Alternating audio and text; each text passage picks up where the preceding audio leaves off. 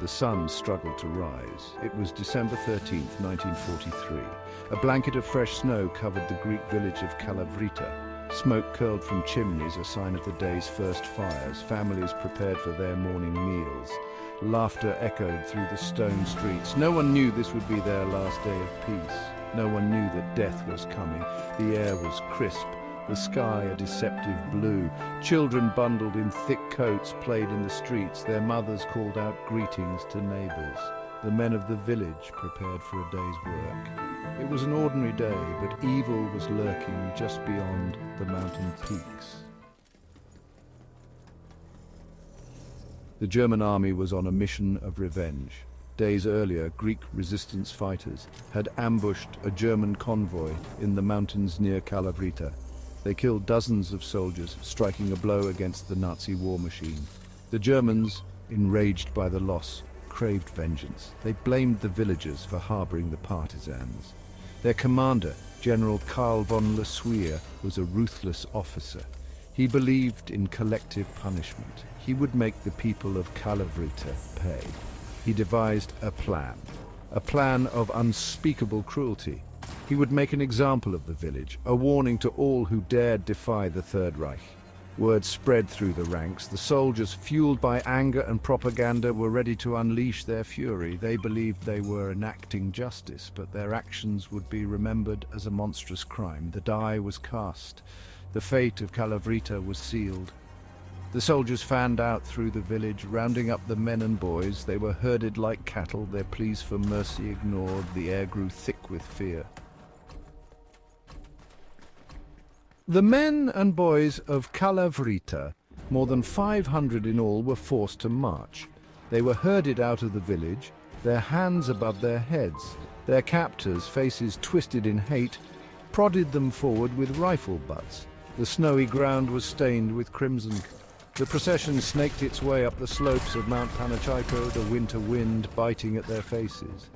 The men stumbled under the weight of their fear. They cast desperate glances back at their village, knowing this might be their last glimpse of home. Among them were farmers, shopkeepers, teachers.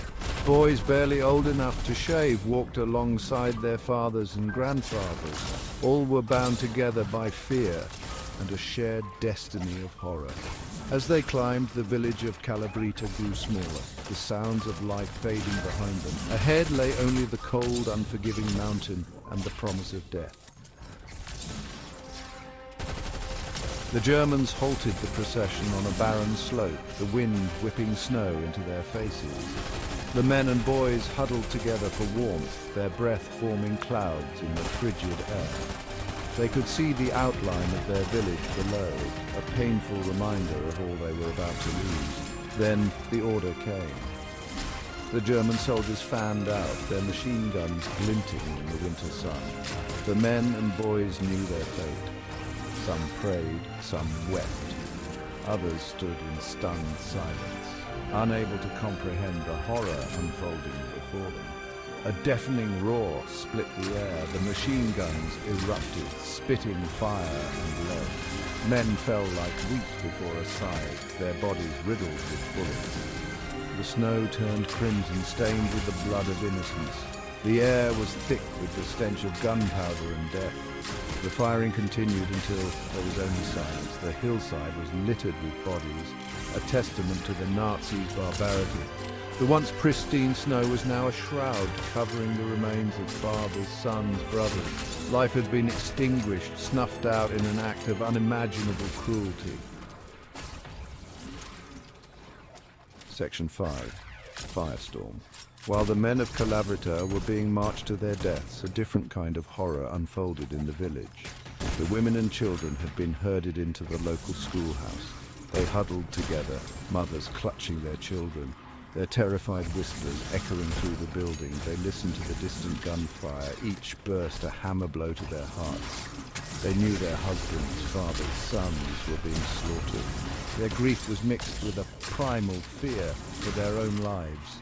Suddenly, smoke began to fill the schoolhouse. The Germans had set fire to the building, trapping the women and children inside. Panic ensued. Mothers desperately searched for escape routes. their cries drowned out by the roar of flames. The lucky ones managed to escape, breaking windows and bursting through doors. But for many there was no escape. The flames consumed them, their screams swallowed by the inferno.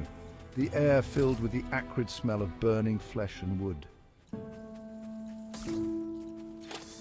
Section 6. A village silenced. By nightfall, the massacre was complete. The once vibrant village of Kalavryta was now a smoldering ruin. The streets, once filled with laughter and life, were eerily silent. The only sounds were the crackling of embers and the mournful howl of the wind. The stench of death hung heavy in the air. Bodies lay where they fell, their eyes staring vacantly at the sky. Homes were reduced to rubble, their interiors exposed like open wounds. The schoolhouse, now a charred skeleton, stood as a grim reminder of the horrors that had transpired. A handful of survivors emerged from their hiding places. They wandered through the wreckage, their faces etched with grief and disbelief. They searched for loved ones, their hearts clinging to a sliver of hope. But for most, there was only the crushing finality of death. Kalavryta, once a symbol of rural life, had become a ghost town. The massacre would forever scar the soul of Greece.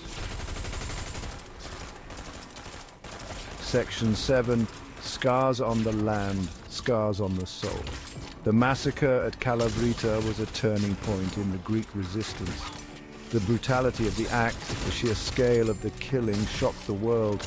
It galvanized the Greek people, fueling their resolve to fight back against the Nazi occupiers. The village lay in ruins for years after the massacre. The survivors, haunted by their memories, struggled to rebuild their lives. The event left an indelible mark on the Greek psyche, a stark reminder of the horrors of war and the depths of human cruelty. The massacre at Kalavryta stands as a monument to man's capacity for evil. It is a stark reminder that even in the darkest of times, hope can flicker amidst the ruins. The story of Kalavryta is a story of loss, but it is also a story of resilience. It is a story that must be told so that future generations will never forget. Section 8. Remembering Kalavryta. The Kalavryta massacre stands as a chilling reminder of the horrors inflicted during World War II. It is a story of unimaginable cruelty and loss, a stark testament to the human capacity for evil. But it is also a story of resilience, of a community's struggle to rebuild their lives in the face of unimaginable tragedy. We remember Kalavryta not to dwell in the past, but to learn from it. We remember the victims not just as numbers, but as individuals with families, hopes and dreams. We remember the survivors who bore witness to the horrors of that day and carried the scars of that trauma throughout their lives. By remembering Kalavryta, we honor the memory of those who perished and pay tribute to the strength of those who survived. We acknowledge the dark chapters of human history, not to glorify violence, but to understand its devastating consequences. In an era marked by conflict and division, the story of Kalavryta serves as a stark reminder of the importance of tolerance, understanding and compassion. It is a call to action to stand against hatred and prejudice in all its forms. Section 9. Bearing witness to horror. The survivors of Kalavryta have carried the burden of their memories for generations. They have shared their stories, not to seek revenge, but to ensure that such atrocities are never forgotten. Their testimonies serve as a powerful reminder of the human cost of war and the importance of preventing future tragedies. The act of remembering is not always easy. It requires us to confront uncomfortable truths about our history and ourselves. But it is a necessary act, for it is through remembrance that we honor the past and shape a better future. By listening to the stories of survivors, we bear witness to their pain and honor their resilience. We recognize that the legacy of such events extends far beyond the immediate victims. impacting generations to come. The act of remembrance is a collective responsibility. It is up to each of us to ensure that the lessons of the past are not forgotten. Section 10. Lessons from the Ashes. The Kalavryta massacre stands as a stark reminder of the fragility of peace and the devastating consequences of hatred and intolerance. It is a call to action to build a world where such atrocities are never repeated. We must never forget the victims of Kalavryta and countless other atrocities that have marked human history. Their stories serve as a warning and a call to action. The best way to honor their memory is to work tirelessly for a world where such horrors are consigned to the past. A world where peace, justice and understanding prevail. A world where the lessons of Kalavryta are never forgotten.